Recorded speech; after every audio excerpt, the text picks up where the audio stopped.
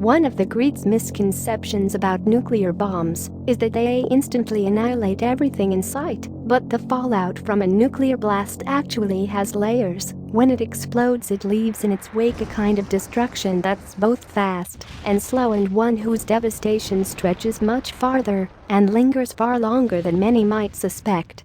Here's what actually happens when a nuclear bomb hits. For the example, imagine a 10-kiloton nuclear bomb goes off in Times Square. The moment it detonates, a white flash is visible for miles.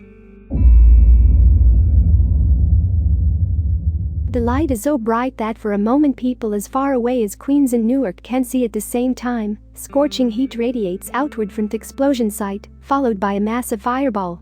The core of the fireball is tens of millions of degrees as hot as the center of the sun. There are a few survivors within a half-mile radius of the blast. Buildings and vegetation in that same range ignite or char. The bomb disrupts gas lines, burns structures and power lines, and knocks out communication towers and cell phones within about 1.6 miles.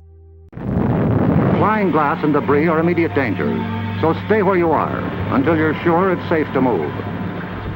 A colossal wave of pressure follows the fireball, traveling at the speed of sound and producing winds as fast as 500 miles per hour. All told, the explosion creates a crater 50 feet deep and a shock wave of about 3.2 miles, reaching south to Gramercy Park, north to the Met, and east and west into the Hudson. Residual pressure shatters windows and piles of rubble as tall, 30 feet, tower within a half-mile radius of Times Square. This has all happened in a matter of seconds. Meanwhile, in the days and hours after the initial explosion, a plume of fallout travels in a single direction away from the blast site. The plume could, for example, settle up the eastern seaboard, leaving radioactive dust on everything in its path.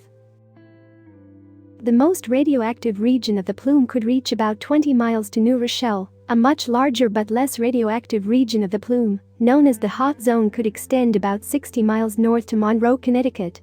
Now, large amounts of pulverized debris and molten earth are pulled up into the mushroom cloud. The radioactive atoms produced in the explosion join with the particles of earth and debris. The first pulse of radiation wreaks biological warfare at the molecular level of everyone outside or in weakly insulated buildings. In most cases, people with radiation sickness died in one of two ways. Their immune system is no longer able to fight infection, or their digestive system becomes too damaged to function. Those who survive do so by seeking shelter, ideally in a strong underground structure like a basement, a tunnel, or a parking garage.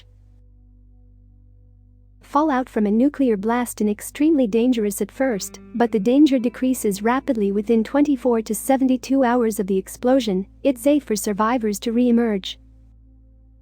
Theoretically, a bomb of this size would kill about 250,000 people and injure roughly 300,000 more. For context, consider this.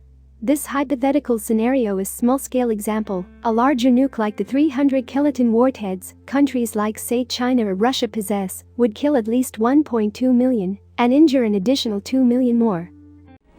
All these factors must be considered as we plan for the survival of our homes, our families, and our nation in the nuclear age.